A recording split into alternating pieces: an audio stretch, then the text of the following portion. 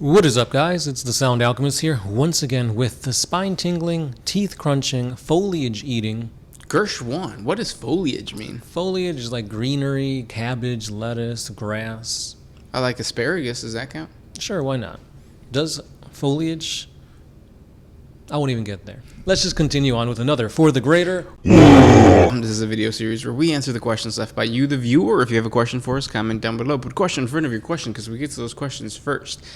Now, if you enjoy these videos and you like us rambling about nonsense, support the channel with a super thanks. If you do, you could ask us a question, and we will guarantee answer that question in the next episode. And we'll even make that question a thumbnail print thingy so that you get solidified within the series of the Greater WAAAGH. And that question comes from Ricardo Alonso 837. For both of you guys and the community, would you play an army of only 3D prints, assuming good quality and decent paint? Yeah, I think a lot of people already kind of do that themselves. There are a ton of STLs online for pretty much any and all factions for 40K and more. If there's a Space Marine theme that you see GW can't support or doesn't have any bits, you can easily find like Egyptian or any other like thematic sense like that to incorporate it into your army. So yeah, it's definitely possible, and it's a huge thing currently. Yeah, and I think like if you actually factor in the cost of creating a full army that's 3D printed, you start to realize that the price difference isn't too dramatic because you have to factor in the purchase of the 3D printer. Mm-hmm. But the 3D printers are getting super cheap. Like a good one is like $400. Yeah. So like if you were to buy a new army, yes, you could spend $400. But now you have a 3D printer that you can create a full army that would normally be $400 now for $200. And you don't have to wait to go to the store and buy them or order things. It's right there in your home. Yeah. Now the only downfall to that is obviously you're not getting exactly Games Workshop quality, but pretty close. Yeah. With the Beast Naga boys, they have the hog squigs or whatever. They're like $60 or $70 for the box that comes with 3. Or you can even go on, I forget what website it's called, but it's the one that like you like hire people to like create stuff for you. What is it? But anything. But anything like you go there and then they can 3D print 5-man hog squig squad for like $34. That's not bad. $34. Mm-hmm. That's insane. That just kind of shows you the margins and profit of GW. I know. Like the markups, like this is how much it costs them. And you got to think, you're also paying these guys a little bit more to do that task. Right. So printing for GW is probably around like $20. And then you can see they're like tripling the cost so that they could do obviously have a profit, but also pay like the shipping and the logistics and all that. So, and I used to think that Games Workshop shops were owned by independent people, like it was a franchise kind of thing. Yeah, but it's not. It's not. Next question. This one is by Isaac Clangdon. Did the Emperor know what abilities each Primarch was going to have, or was it just kind of a lottery? He knew. Yeah. The Emperor, alongside Erda and Amar Astardi, and I guess other perpetuals and like scientists and stuff, they created the Primarchs, and the Emperor knew exactly what each Primarch was going to be, what each Primarch was going to represent, and when they went and found the Primarchs after being scattered, they all kind of still fulfilled their roles. It's not like Angron, who was meant to be like this brute, was like a pacifist and he had to be taught to be a brute. No, like their innate personas are what were always meant to be. Yeah. They were always meant to be those little stubborn boys that ended up betraying the Emperor. Yeah. Magnus was always supposed to be a psyker. But yeah. Well, yeah. I mean, the whole reason was for Magnus to be that psychic battery. Yep. Next question. This one's by Timothy Armstrong. How would Tau railguns stack up against the modern-day railgun that are put on battleships? Not the same thing, because one shoots plasma. Yeah, one shoots plasma, the other one just uses like magnets to like throw artillery and slugs really, really fast. It's still like a bomb. Mm-hmm.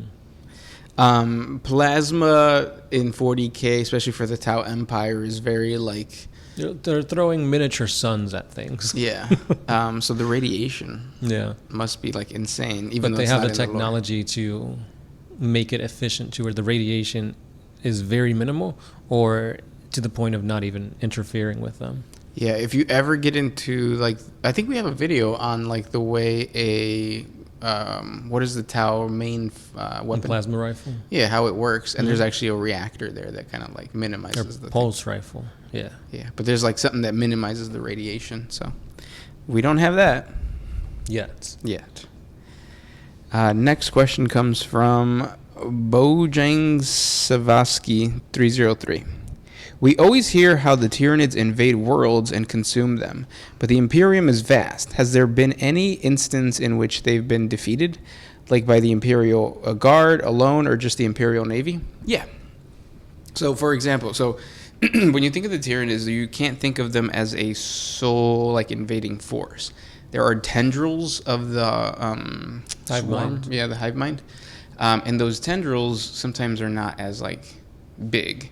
So they'll send enough, they won't have enough Tyranid bioforms to consume an entire planet, or even to like actually make a dent in that planet. And then the Tyranids, what they do is they kind of like process it and think, all right, this piece of the tendril was destroyed by this sector. Is it worth consuming? No. Okay, moving on.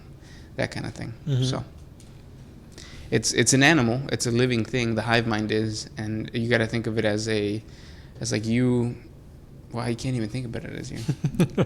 Well, it's like, think of your body as the Tyranids, because each individual cell is being controlled by your brain, which is the hive mind. Yeah, but I'm saying like there's no way for you to like. I guess it's you figuring out like, is it worth the effort to do this thing? And then you fail and you go, nah, not worth the effort, kind of thing. Yeah, I guess so. And that's how the Imperium wins. Hope that makes sense. Next question.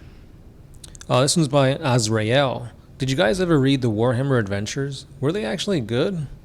No, I never read them. No, it was geared towards kids, and like there was some really weird stuff where it's like these kids go into a Drukhari world. What? Yeah. Like, this is supposed to be all about like pain, pleasure, people getting flayed. Like, this is not something like kid friendly. Yeah, and I think slowly GW is going to start doing away with that stuff. Well, I haven't heard anything about Warhammer Adventures in a long time. Well, no, but in terms of like kidifying the 40K universe, because in this latest edition, what's the most grimdark thing? I mean, there's not much. No, I mean, right now it's just like Tyranids fighting against Space Marines. But even like the new Tyranid models, I feel like they're a little cartoony. Well, I feel like everything's gotten to that scale with it where it looks a little bit like cartoonish. Like Primaris Marines look too action figure-y, if that makes sense. Yeah. I don't like that. But yeah, we'll see. Next question comes from Return Fire 9634. Gershwin is getting super buffed up. Did he receive gene seed implantation recently? If yes, from which Primarch? Cancun.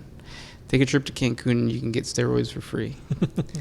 No, that's a year ago. So there's been many cheeseburgers and many pizzas that have reduced me to regular Gershwin. Next question. It looks like Gershwin got infected with Nurgle's rot. How's he keeping that away but still looking like he got it? I don't know. I cough a lot. One day I'm just going to like die. Oh, I didn't even say the dude's name. That was the best part of the comment. Oh. Joe's Johnny Johnson. Oh. It's a lot of J's. JJJ. Next question. I have one from Dual2803. Go ahead. When making a successor chapter, is it okay to make up a chapter hierarchy? Yep. Yeah, I mean, usually you want to abide by the Codex Astartes. Gilliman wrote it. It was like it was like a blueprint, I guess you could say, because a lot of the Space Marine chapters don't adhere to it. Mm-hmm. And even nowadays, I feel like Gilliman's kind of like gone away with it, with the introduction of like the Primaris Marines and all this stuff. But for the most part, it's there to prevent another heresy from happening. So as long as you could incorporate some type of lore into the new hierarchy of your successor chapter, it'll work. Yep. And then really what you're playing around with is just like who's the head of the thing. Because if it's not a chapter master, put a librarian in. Yeah. If it's not a librarian, how badass would it be to do a dreadnought? Yes. That would be like your chapter master is a dreadnought. An insane dead space marine. Half dead. Yeah. Last question comes from Justice777 Fool. Why do big orcs always have a metal jaw? Because it's killy.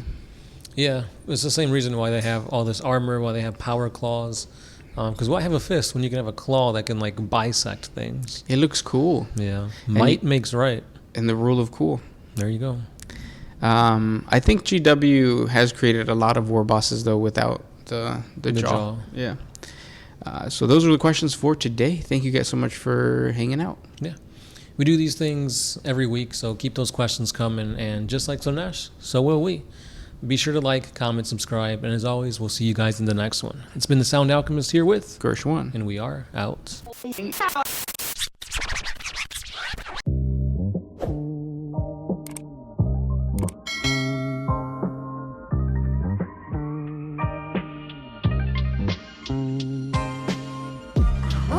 used to put my freedom first.